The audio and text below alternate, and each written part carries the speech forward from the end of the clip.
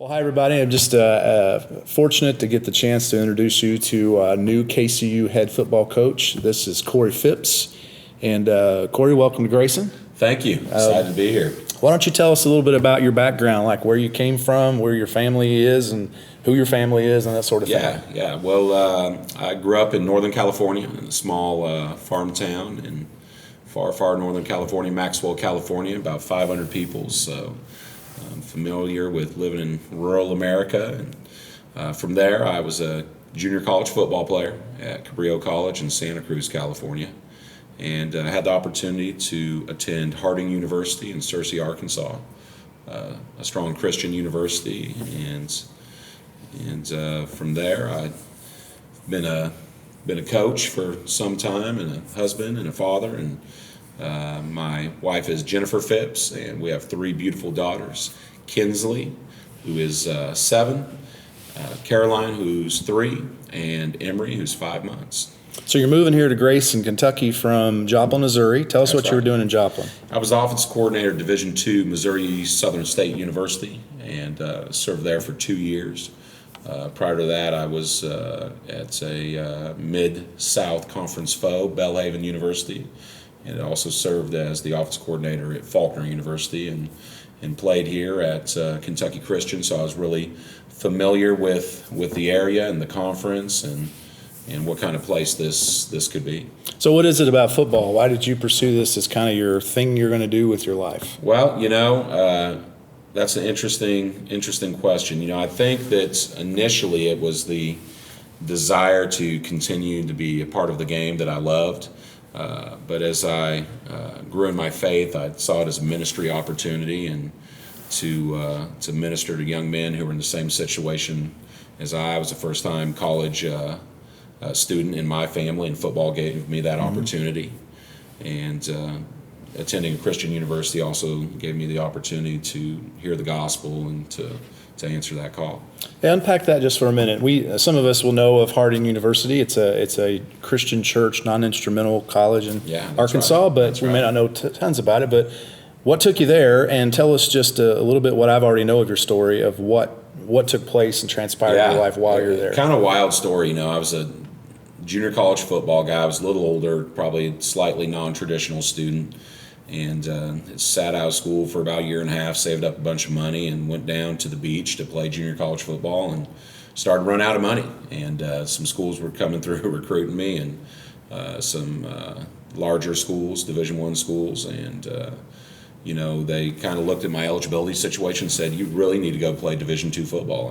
And on the West Coast, there just isn't much small college football. It's either big time Division I or nothing. And so I said, "What's Division II? And can you call some people?" So this recruiter was recruiting me at another institution.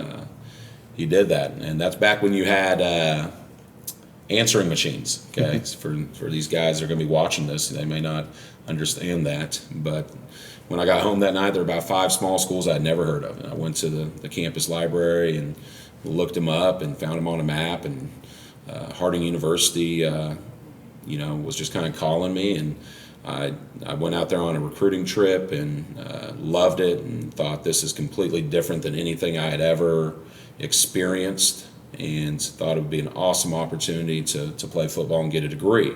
Little did I know that it would be just transformative in my spiritual life. When I got there, like you said, it was an a cappella kind of place, and sitting in chapel with thousands of kids, and everybody singing a cappella. I looked around and was like, wow, this is different. And the opportunity to play there, I played for a gentleman named Randy Tribble, and assistant coaches like Scott Ragsdale and James Frank and Ronnie Huckabee. And I said, there's something different about the relationships these men have with their wives, with their coworkers, with their children, with the young men they coach.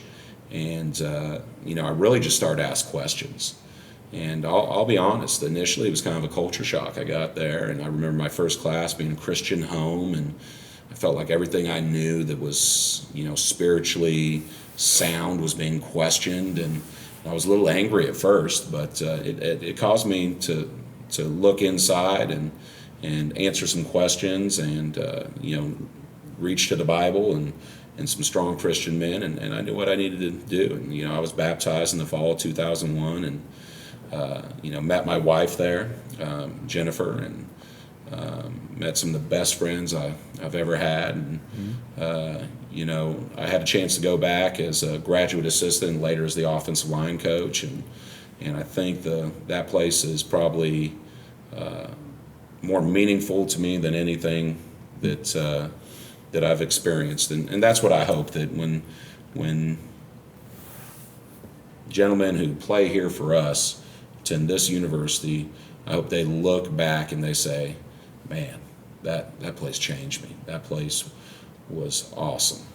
You mentioned to me the other day in a conversation, I don't even know if you said this to me, but you said I really only applied to one place. Yeah, that's right. And this was it. Now, tell us why. Well, why here? Strangely, I've applied for this job 3 times. So I've always felt like this university and the connection through the Restoration Movement to the a cappella churches of Christ that I'm accustomed to, there's some strong similarities, there's some strong connections, and I wanted to be a head football coach.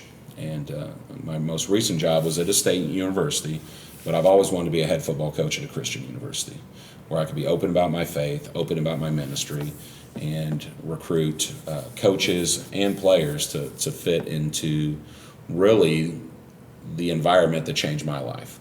So for me, it was every time this opportunity's come open, I've looked to it, and I think it's a tremendous place. Dr. Metcalf, Bruce Dixon, the people that I've come into contact with, Jeremy Miller, Tim LaShawn, just great men of faith, and I believe they're going to give us the tools and resources necessary to accomplish a greater goal than just winning football games. So just lastly, tell us what's your vision for KCU football? Well, my vision for KCU football is to model the mission statement of this university in the football program.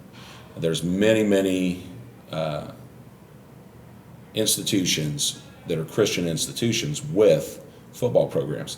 There's very few that have a Christian football program at a Christian institution. And we're not going to be perfect, and we're going to put a big bullseye on our chest and say, hey, everything we're going to do in this program is going to be for God. We're going to honor God in everything we do. We're going to work and strive to build young men of faith that are going to go out into the world and spread the gospel, spread the good news, and lead other men to Christ. Well, it's great to have you in town. Welcome to Grayson. I know your family will be coming in a few months, but right now you've got a lot of work ahead of you. That's right, we do. So we'll stop this interview and let you get to work. Awesome, thank you. All right, thanks.